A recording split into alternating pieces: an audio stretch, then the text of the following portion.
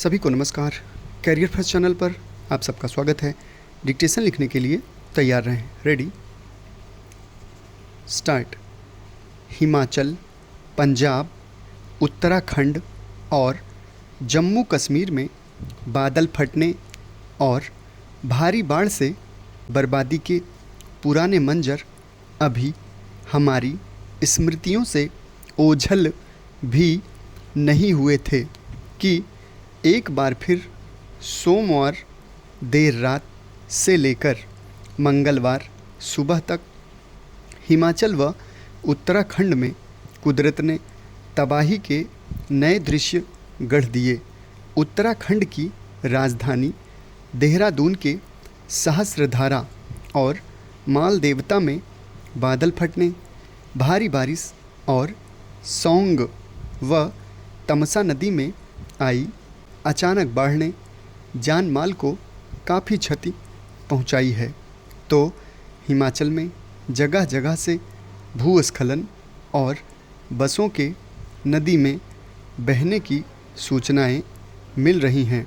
देहरादून में सौंग नदी की लहर इतनी वेगवान हो गई कि वह सड़कों और पुलों को बहाती चली गई। देहरादून मसूरी और देहरादून हरिद्वार राजमार्ग इससे काफ़ी प्रभावित हुए हैं। संतोष की बात है, जिला प्रशासन मुस्तैद रहा और पूरी रात लोगों को राहत पहुंचाने वाले खतरे की वजह से सुरक्षित स्थान पर ले जाने का काम चलता रहा।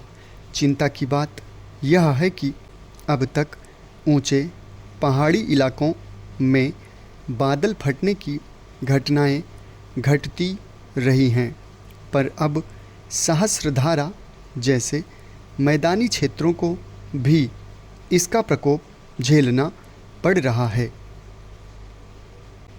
निस्संदेह इस नुकसान का सटीक आकलन मानसून के खत्म होने के बाद ही हो सकेगा, जब नदियों की धारा अपने पुराने स्वरूप में लौटेगी और बह गए मकानों, दुकानों और संस्थानों का सूक्ष्म लेखा जोखा होगा। मगर इस वर्ष कुदरती कहर जिस तरह टूटा है, उससे न सिर्फ शासन तंत्र को बल्कि नागरिक समाज को भी अनिवार्य रूप से सबक लेने की ज़रूरत है।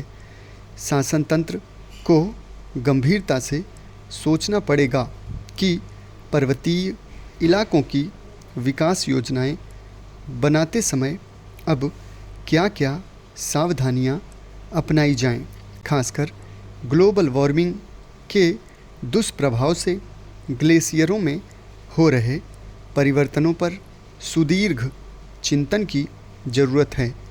पहाड़ी इलाकों में मानव गतिविधियों से वहाँ की पारिस्थितिकी प्रभावित होती है।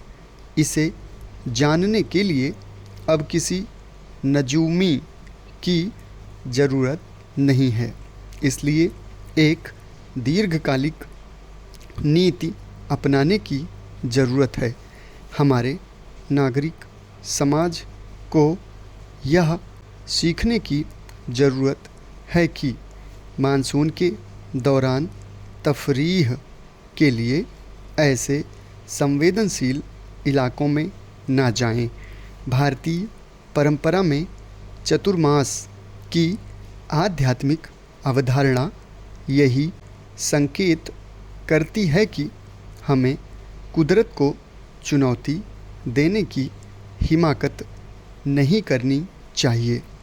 इन दिनों में भूस्खलन और अतिवृष्टि की घटना पहले भी होती थी, लेकिन तब मानसून के दौरान मनुष्यों की आवाजाही थम जाती थी। मगर भौतिक तरक्की और आर्थिक उन्नति के साथ मानव समाज ने रोमांच का ऐसा मायाजाल रचा कि लोग जोखिम उठाने के प्रति आकर्षित होते गए। नदियों के बहाव क्षेत्र में जाकर बसने के अविवेकपूर्ण फैसले तक लोग प्रकृति से लोहा लेने को आमादा हो गए। अब कुदरत का रौद्र रूप सामने आ रहा है और हमसे बड़ी कीमत वसूलने लगा है।